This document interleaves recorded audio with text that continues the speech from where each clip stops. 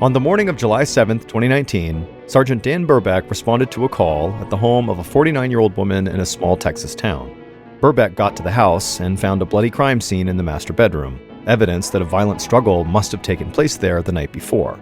Now, 3 other members of the victim's family were home that night, and they had been in close proximity to the master bedroom.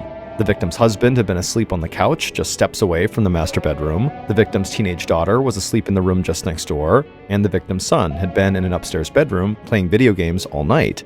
But they all said they didn't hear a thing the night before. And so it seemed totally inconceivable to Sergeant Birbeck that this violent attack could have taken place in one room while the entire family just kind of went about their business and heard nothing. And so Birbeck believed something sinister must have happened in that house the night before, and it seemed very possible, if not likely, that these family members were a part of it. But the sergeant had a problem. The victim of this apparent crime in the master bedroom was nowhere to be found. But before we get into that story, if you're a fan of the strange, dark, and mysterious delivered in story format, then you've come to the right podcast, because that's all we do, and we upload twice a week, once on Monday and once on Thursday. So, if that's of interest to you, please offer to do all the grocery shopping for the follow button, but when you get to the store, buy absolutely nothing on their list. Okay, let's get into today's story.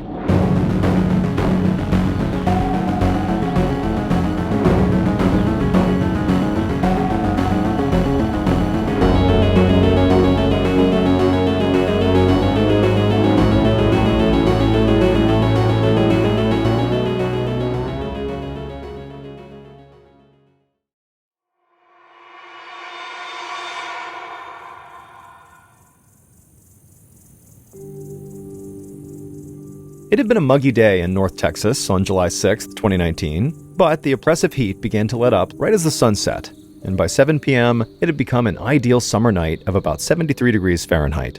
And so it seemed like the perfect Saturday night to go out in town. But 49-year-old Manuela Allen, known to her friends and family as just Manu, along with her husband Peter, had the house all to themselves that evening. So instead of going out to enjoy the pleasant summer weather, they decided instead to have a relaxing night in, just the two of them, on the couch just watching TV together. Peter and Manu had not had many evenings alone like this in their 23 years of marriage, and that was because they had spent most of those years raising their 4 kids. So this was a house that had constantly buzzed with activity and noise. But now, all but one of their 4 kids had graduated from high school, and their oldest son was away at college, so the house was getting quieter. And Manu and Peter were already thinking about how someday soon it might just be the two of them living here. And as much as they loved their children, it was nights like this that made them kind of look forward to the day that they would be empty nesters. Peter grabbed his glass that contained some vodka from the end table and took a sip, and then he and Manu leaned back on the couch to watch a replay of a Texas Rangers baseball game. Manu loved sports, and while baseball was not her favorite, it would have to do until football season rolled back around. Manu and Peter lived in the small Texas town of Olney with a population of just 3,000 people, and the nearest city with a major football team was over 2 hours away. But both Manu and Peter were teachers at Olney High School, and so during football season, they went to watch their beloved Olney Cubs play every Friday night. Manu didn't care that the Cubs were on the 3rd longest losing streak in the state of Texas. She just loved going to support her students who were on the team, and she enjoyed the camaraderie of sitting in the stands along with her friends and her family. As a teacher, Manu felt responsible for her students, even when they were outside the classroom.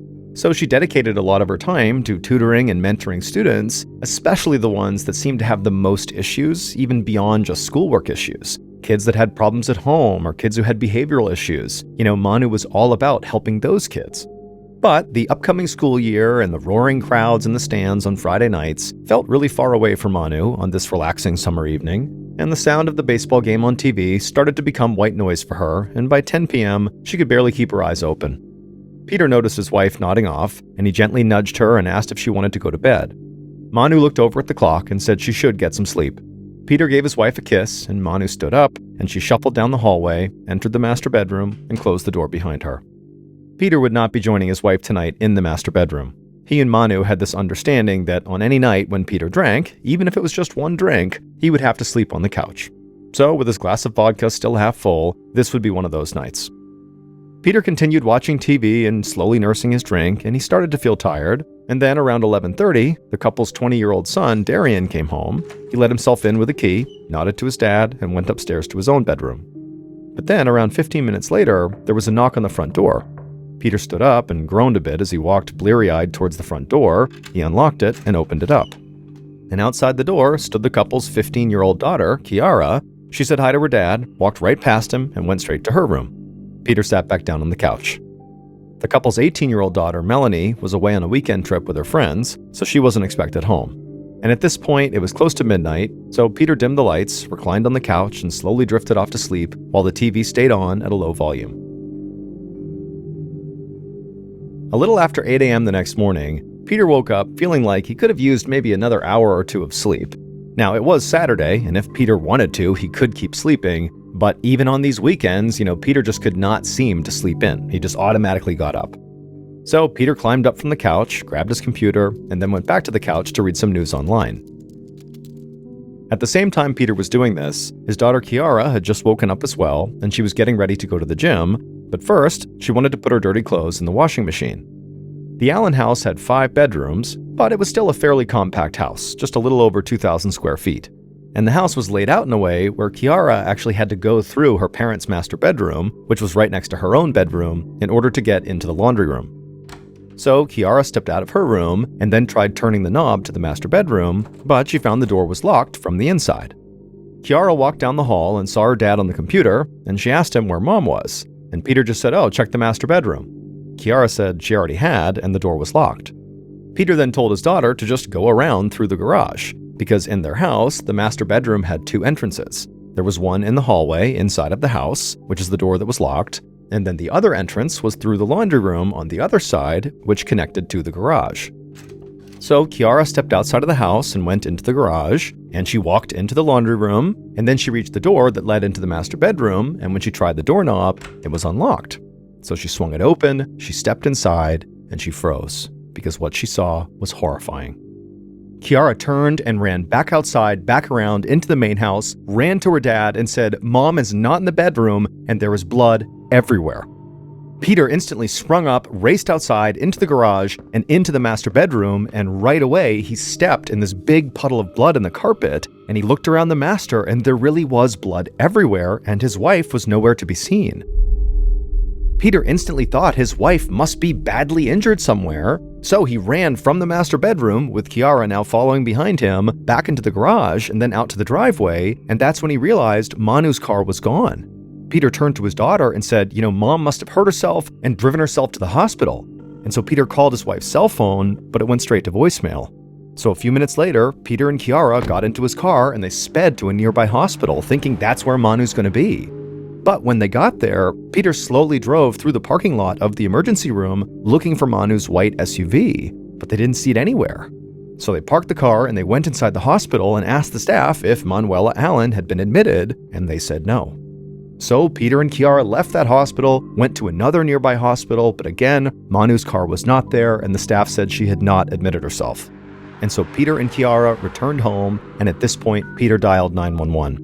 And he explained to the operator that his wife was missing and there was blood all over her bedroom.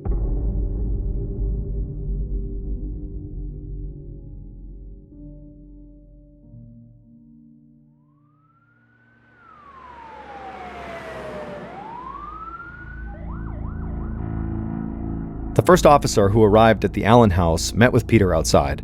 He asked Peter what was going on, and Peter told the officer that he really had no idea.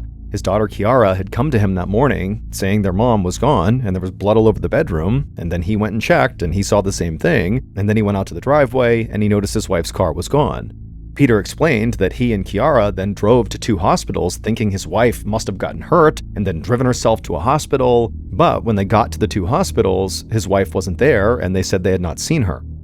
The officer noticed that as Peter was explaining the story, he seemed totally calm and not shaken or panicked or really showing any kind of emotion, and that just seemed unusual to the officer, considering the circumstances Peter had just described.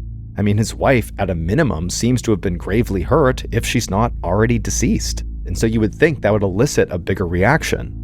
But the officer kept that to himself, and instead he had Peter lead him inside the residence to the master bedroom. And the first thing the officer noticed was that the bed had been stripped bare, and there was a bloody pillow on the floor next to the bed. And he did see blood spatter all over the room, across the mattress, the closet doors, and the wall. In fact, there was so much blood that the officer did not believe a person could survive having lost that much of it. And so he wondered to himself why Peter didn't immediately call 911 instead of getting in the car with his daughter and driving around to various hospitals first. It seemed obvious this was an emergency, so why wasn't it treated that way? Then the officer noticed something else on the bedroom floor. It was a knife. And so at this point, it was obvious this was a crime scene, so he asked Peter and Kiara to clear out of the master bedroom and go wait for him on their couch. And so after the father and daughter had stepped out of the room, the officer walked outside and went to the garage. And immediately, he saw bloody streaks on the ground, and he traced them through the laundry room and back to the door of the master bedroom. And he recognized these bloody streaks had to be drag marks. Everything the officer saw painted a picture of a very violent struggle having taken place in the bedroom, most likely sometime during the night. The officer then walked back into the house and observed bloody footprints leading from the master bedroom to the kitchen, right to a spot next to the refrigerator. And so the officer walked into the living room where Peter and Kiara were, and he asked Peter about these footprints and, why would somebody go into the kitchen potentially? And Peter explained that actually his wife kept her keys on a hook right next to the refrigerator, and her keys were gone along with her car. And so at this point, the officer radioed dispatch for help and said the police should now be on the lookout for Manu's vehicle, because clearly either Manu or someone who harmed Manu had taken the keys and taken the vehicle. A few minutes later, Sergeant Dan Birbeck of the Young County Sheriff's Department, along with a couple of local police from Olney, pulled up in front of the Allen house.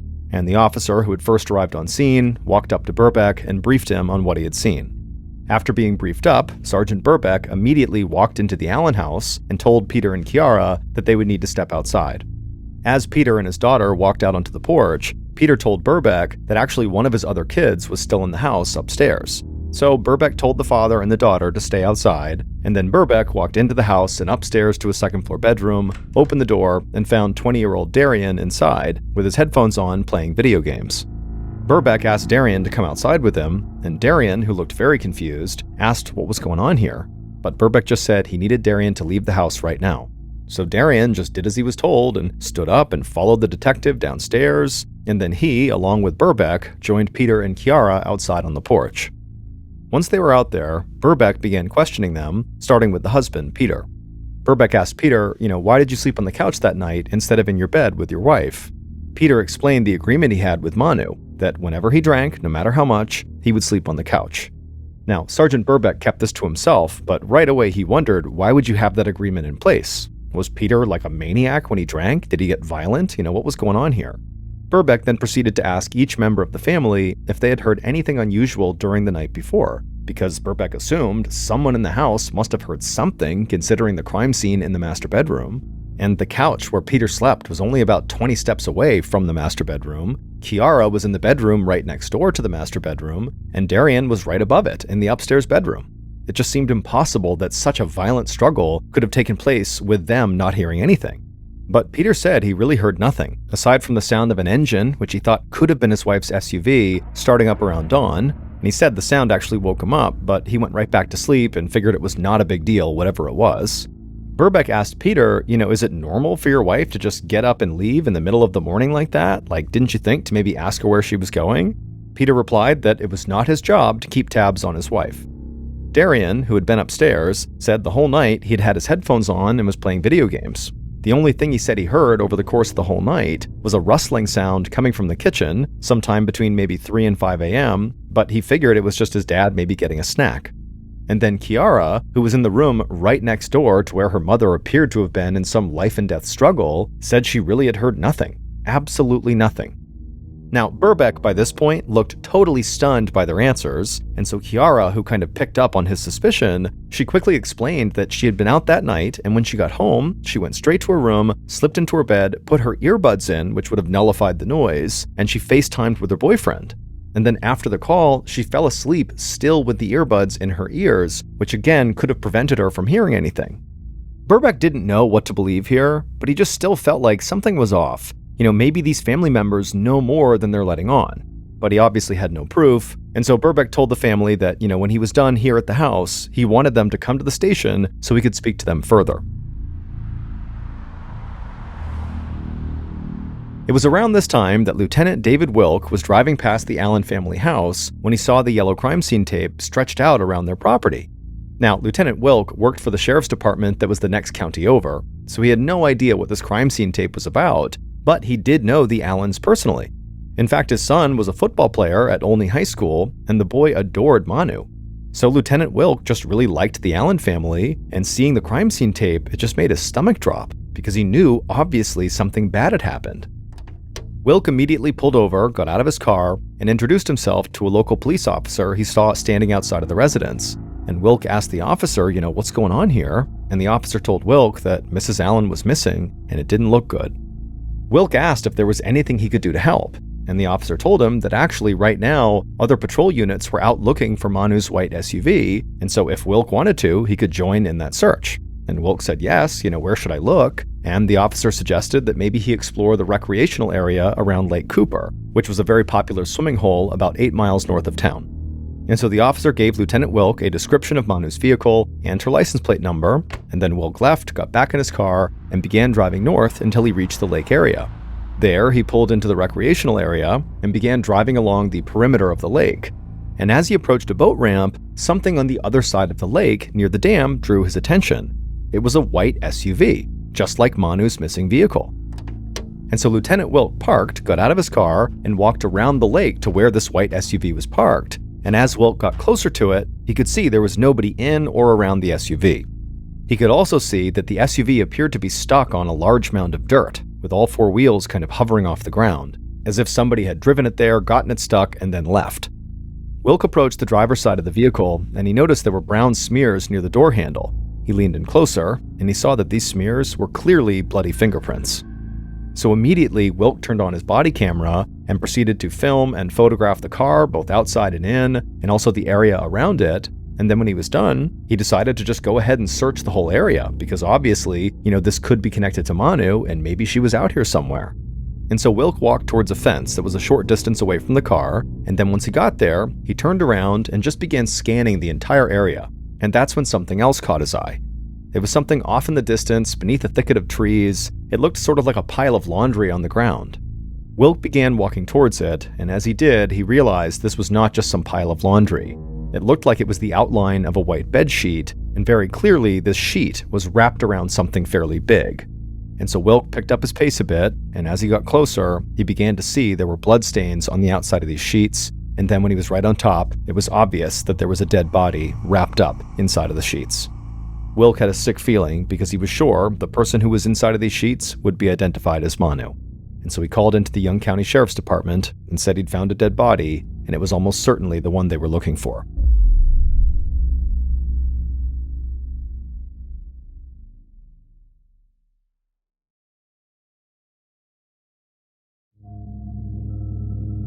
Back at the Allen house, Sergeant Birbeck heard about the discovery of a body on his radio. And so now that this was officially a homicide case, he reached out to the state police, known as the Texas Rangers, for help. He arranged for Peter, Kiara, and Darian to be taken to the nearest Texas Ranger station, and then he got into his cruiser and drove down to the lake as other county and state police headed that way as well. Birbeck arrived at the lake, and Lieutenant Wilk led him to the body that was still wrapped in the sheets. Since Wilk was not working the case in any official capacity, he'd left the body as he'd found it. So Sergeant Birbeck leaned down and began pulling away the sheets and also some yucca leaves that had covered up the victim's face. And then once the victim was exposed, Lieutenant Wilk, who was standing nearby and who knew Manu personally, was able to positively identify her. Manu was deceased.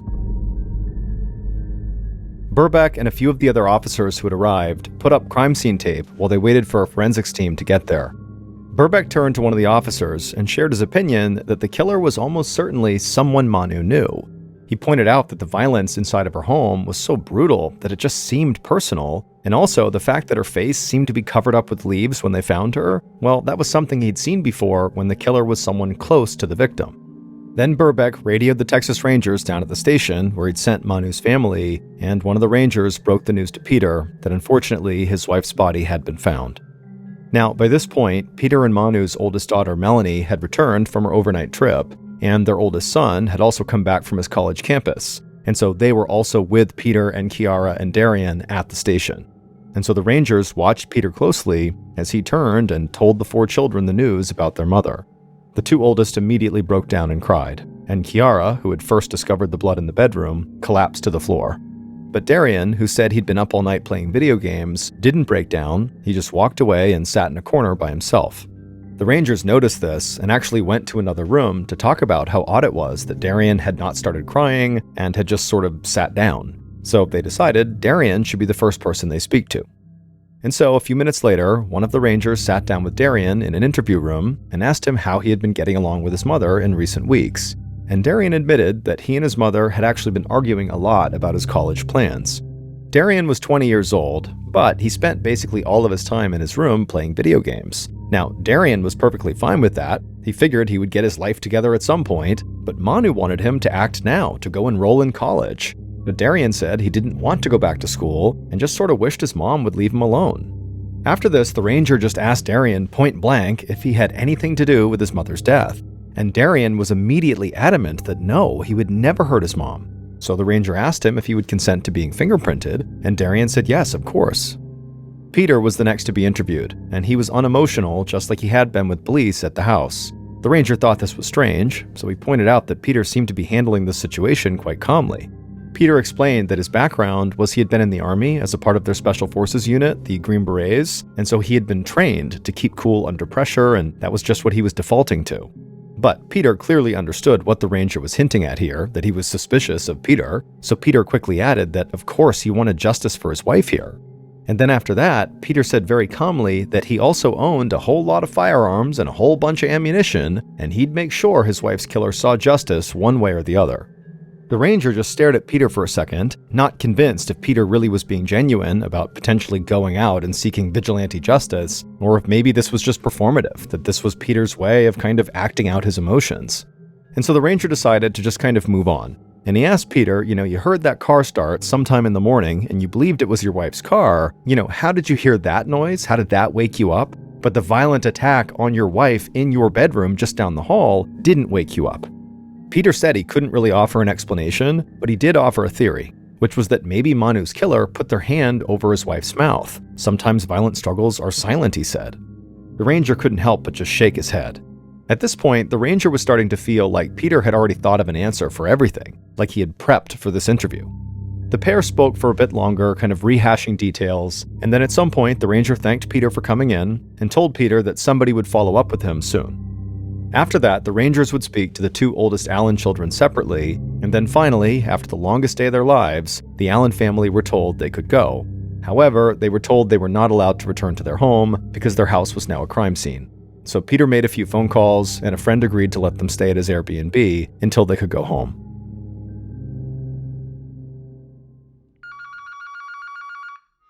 The next day, Sergeant Birbeck got a call from the medical examiner who had Manu's autopsy results. The medical examiner revealed that Manu had been stabbed multiple times, and she had defensive wounds on her hands. She had also been strangled, and her neck was broken. And what's more, after Manu had been taken to the lake, the killer had shot her in the face after she was dead. The violence had been even more extreme than Birbeck realized, and this only convinced him further that Manu's killer had to be somebody close to her, that had some sort of personal issue with her. Then Birbeck and members of the state police met with forensics investigators who had processed the scene out by the lake, and they had found shoe prints in the mud near Manu's stranded SUV and bicycle tracks that led away from the SUV out of the recreational area and onto the main road. And so while investigators followed up on these shoe prints and bike tracks, word of Manu's murder quickly spread through the small Texas town. Students at Olney High School, where Manu worked, were devastated when they learned of the death of their beloved teacher.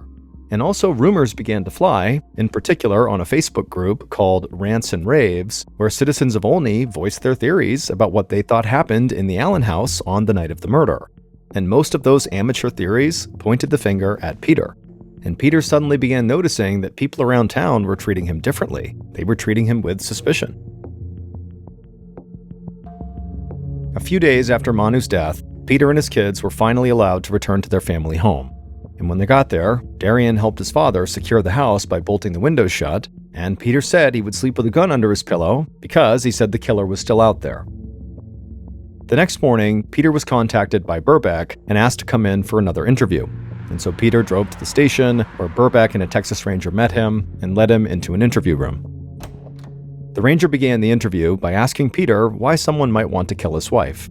In response to this question, Peter referred to his large collection of guns. He said he had a ton of them, at least maybe 100, and a lot of people knew about them, so he said, maybe somebody broke into the house to try to steal the guns.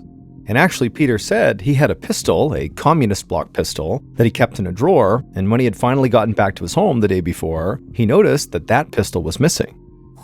Birbeck noted everything Peter was saying in his memo pad, and he began to feel even more confident that Peter did have something to do with his wife's murder.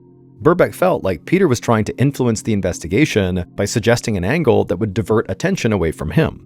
So, Birbeck and the Ranger stepped out of the room and talked for a second and decided to shift to a more confrontational tone with Peter. So, they went back into the interview room and they revealed to Peter that in the master bedroom where his wife was horribly attacked and killed, they had found a bloody sock which matched footprints left by the killer. And it happened to be the exact same type of compression sock that Peter wore because they found socks just like those in his drawer. And so they asked Peter to please explain that. And Peter said he really couldn't. He just kept repeating that he did not hurt his wife. And so at some point, the Ranger asked how someone other than the family would know exactly where Manu kept her car keys, because that's where the footprints went, right next to the fridge, and the keys were gone, and the car was gone. And Peter just lowered his head and stared down at the floor and said again, he just had no explanation. And so Birbeck and the Ranger continued drilling Peter, trying to get more information from him, but Peter really didn't have any more information. He really stuck to this idea that he did not do anything wrong. And so eventually, at the end of the interview, it was clear there was not enough evidence to arrest Peter, and so Peter was told to go home and that if they needed him again, they'd be in touch. Sergeant Birbeck was sitting in his office that afternoon when he got a report from one of the Rangers who had been out in the field canvassing for witnesses. Birbeck learned that the officer had made contact with an oilfield worker who was on duty in the area near Lake Cooper on the same morning Manu's body had been found. The worker had been out near the recreation area when he noticed someone on a bicycle pedaling away from the lake and in the direction of Olney. The worker stated that this actually struck him as pretty odd because it was so early in the morning, just after dawn, and even though people did bike in that area, he never saw people biking that early in that area. However, the worker said he didn't really get a good look at the person riding the bike. He could only remember that the bicyclist wore shorts and had a backpack on. And so Sergeant Birbeck assigned 2 investigators to contact area businesses along the route from Lake Cooper to Olney to see if any of them had surveillance cameras that were running that morning that maybe picked up some footage of this person on the bike. And sure enough, the investigators found a local bank whose surveillance footage outside had captured an individual on a bicycle wearing shorts and a backpack, just like the oilfield worker had described. Birbeck took a look at this footage and he was unable to make out the facial features of the individual on the bike. However, he was able to glean enough information from the footage about the person's general age, sex, and build to potentially narrow the suspect pool down. Birbeck was also still convinced Peter had something to do with his wife's murder, but he knew he didn't have enough evidence to move forward with an arrest. But what he could do was try to rule out other possibilities, like for example Peter's theory about a burglar trying to steal his guns, because if he could rule that out, it would only help strengthen the case against Peter. So Birbeck began looking into recent gun burglaries in the area, and there was only one. And the homeowner who was targeted happened to be the father of a friend of Darian Allen's. Birbeck wondered if that was more than just a coincidence. After all, everyone in the town of Olney was connected by no more than 2 degrees of separation, so maybe it didn't mean anything. But Birbeck knew he would have to dig into it further. So he began reading the reports that were made from this burglary investigation, and in examining the leads that had been developed, one name stood out. And that name was Corey Taylor. Corey was a young guy who was a loner, who was known around town as a troublemaker, and he'd had numerous run-ins with law enforcement. And he also had what looked like a love affair with guns. Birbeck found a video on Corey's Snapchat of him showing off a semi-automatic rifle with a sight attached to it. So Birbeck decided to pay Corey a visit. He drove to Corey's apartment complex and began walking towards Corey's place. And as Birbeck made his way towards the stairwell, he saw something that made him slow down and then back up. Because in the storage space underneath the stairs right in front of him was a bicycle. Birbeck knelt down to inspect the tread pattern on the bicycle's tires, and he wasn't 100% sure, but the treads looked a whole lot like the bicycle tracks that were found down by the lake. Birbeck took a picture of the treads and then proceeded up the stairs to Corey's apartment. When he got to the door, Birbeck knocked, and Corey opened it up. Birbeck introduced himself, and Corey allowed Birbeck inside. And right away, Birbeck noticed that Corey appeared to be very nervous, like he couldn't even stand still. Birbeck asked Corey if he knew about what happened to Manu Allen, and Corey said he was aware of what happened to Mrs. Allen. He said he knew her as Mrs. Allen because he knew her from his high school, Olney High School, where she worked. and he said everybody knew what happened to her. It was horrible. Corey said he didn't know her well, and he'd never been inside of her house. Birbeck then asked Corey if he owned the bike that was outside under the stairwell, and Corey said no, the bike was not his, it belonged to his friend, Julius Mullins. Birbeck recorded this name in his notepad, and he and Corey talked for a few minutes longer, and then he left. And within a day, investigators had tracked down this new person Corey had mentioned, Julius Mullins, and they brought him in for an interview. Investigators asked Julius where he was on the night of July 6th, and Julius said that he had gone to a party. Afterward, he had gone to Corey's apartment, let himself in, and crashed there. He said he didn't actually see Corey that night, so he wasn't sure if Corey was actually in the apartment or not. And so this sounded pretty odd that he just crashed at Corey's place and didn't even know if his friend was there, but it sounded like the two were close friends and maybe this was normal. And so eventually the investigators just asked Julius if he would submit fingerprints and DNA, and Julius voluntarily submitted both and was then allowed to leave. A day later, one of the rangers who had been working the case returned to Corey's apartment to confiscate the bicycle that Birbeck had seen underneath the stairwell, and as the ranger was approaching the stairs, he suddenly had a chance encounter with someone he was very familiar with. On a whim, the ranger asked this person if he could look at the bottom of their shoes, and the person said, yeah, sure. So the ranger looked at the bottom of their shoes, and when he did, the ranger could barely contain his excitement because he knew he had just broken the case wide open. Investigators would meet with this person the ranger had just happened to run into, and after that interview, they knew who had killed Manu Allen.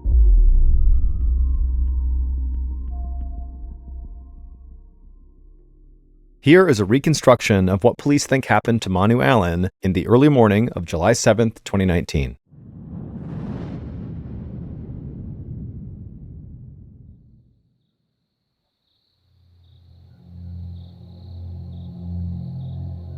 Around 2 a.m., Manu's killer quietly climbed through a window in the garage of the Allens household and then made their way into the hallway of the house. From there, they quietly crept down the hallway and went into the master bedroom where Manu was sleeping in the bed. Now, the killer tried to be quiet, but Manu was a light sleeper, and very quickly, they woke Manu up. And when the killer noticed that Manu was sitting awake in the bed, looking over at them, the killer froze for a second, but then suddenly the killer reached out and grabbed a butterfly knife off the dresser and just jumped on top of Manu before she could do anything, and the killer began furiously stabbing her. Manu tried to shield herself from the knife, but the killer plunged it into her again and again in this frenzied attack, eventually rolling Manu over, jamming her head into the mattress, and then jabbing the knife into her head multiple times. And after the 47th and final stab wound, the killer dropped the knife onto the bed. But the killer convinced themselves that Manu was not dead, she was still breathing. So the killer wrapped their hands around Manu's neck and squeezed as hard as they could until they were sure she was dead.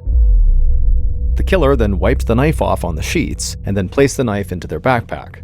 Then they took the bed sheets and kind of wrapped them all around Manu, who was on the bed, and then they dragged Manu inside of these sheets off the bed onto the ground. Then the killer casually walked out of the bedroom into the kitchen to retrieve the car keys from the spot where Manu always kept them. And so with Manu's keys in hand, the killer returned to the master bedroom, locking the door behind them, and then they dragged Manu in the bed sheets out the other door of the master bedroom, through the laundry room and the garage, and then outside to Manu's SUV. There, the killer put Manu's body, still wrapped in the sheets, in the trunk, and then they also placed the bike that they had driven over to the Allens' house into Manu's SUV. Once Manu's SUV was all packed up, the killer hopped in the driver's seat and drove 8 miles north to the recreational area by the lake, but as they were driving along, the SUV got stuck.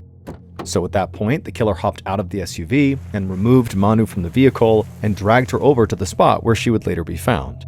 However, before the killer actually left Manu there, they pulled out a gun and shot Manu in the face, even though at this point Manu was obviously already dead. Then, after covering up Manu's face with some leaves, the killer walked back over to the SUV, took the bike out, and then pedaled away from the scene back towards town. Police would track down Manu's killer and place them under arrest. And then once they were brought into an interrogation room, investigators asked them why. Why had they killed Manu? And that's when the killer claimed that Manu's husband, Peter, had made them do it. The killer said Peter had cornered them at a convenience store and made them get into his car and put a gun to the killer's head and said, "You're going to kill my wife." But as much as investigators had suspected Peter at different times during this investigation, this story didn't make sense with the timeline of the murder. And the forensics, both the fingerprints and DNA, implicated only one person, Julius Mullins.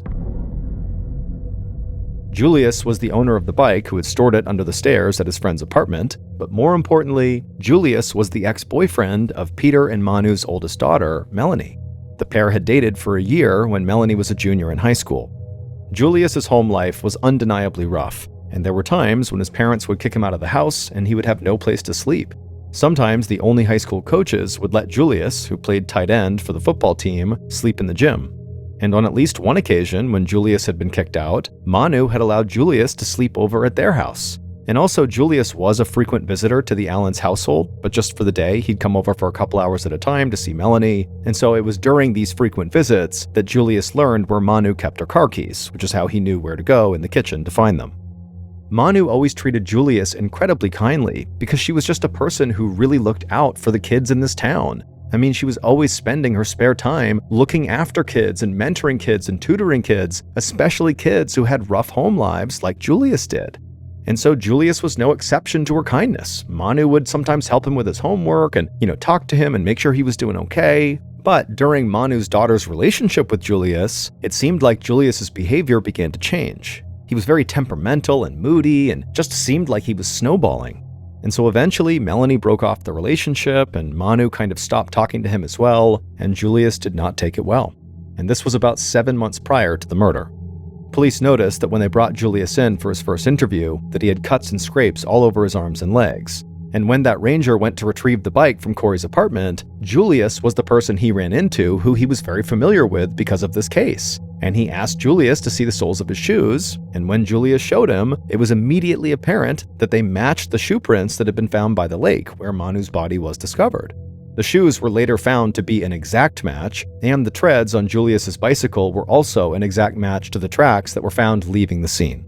Investigators also performed a sound test at the Allen residence, with one ranger in the master bedroom and the other on the couch where Peter had been asleep, and they turned the TV on in the living room to a low volume, as it had been the night Peter fell asleep on the couch and Manu was later murdered. And the ranger in the master bedroom shouted and yelled and made all this noise, and the ranger in the living room could not hear a thing. That's how poorly sound traveled in the Allen household, which is a big reason why nobody heard what was going on in the master bedroom. And also, Kiara, when she had fallen asleep, she had her earbuds in, which did already degrade her ability to hear what was going on in the house. And Darian really had been upstairs with headphones on, which also affected his ability to hear what was going on in the house. So really, nobody heard anything. As for the knife that was found in the bedroom, it was determined to have not been the murder weapon. The knife that was used to kill Manu was found in Julius's backpack. And Peter's stolen communist block pistol was found in the home of Corey Taylor, Julius's friend, but Corey was found to not have been involved with the murder at all. Julius would eventually come clean and would admit that Peter actually had nothing to do with the murder and that Julius had acted totally alone. And it would turn out Peter's theory about the murder, the idea that somebody had maybe tried to break in to steal his guns, but then inadvertently killed his wife, seemed to be at least partially right. Julius claimed when he snuck into the house, he was looking to steal Peter's guns. Julius said he was in the process of stealing an unsecured gun from a cabinet in the master bedroom when Manu woke up. And he said his fight-or-flight response kicked in, and it led him to stab her 47 times and then strangle her, and then eventually later on also shoot her in the face post-mortem. Julius Mullins, who was 18 years old, pled guilty and was ultimately sentenced to 55 years in prison.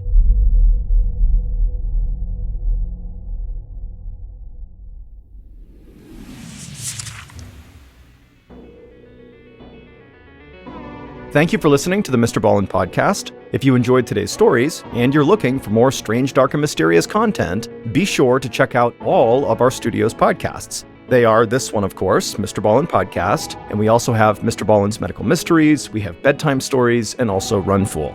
To find those other podcasts, all you have to do is search for Ballen Studios wherever you listen to your podcasts. To watch hundreds more stories just like the ones you heard today, head over to our YouTube channel, which is just called Mr. Ballen. So that's going to do it. I really appreciate your support. Until next time, see ya.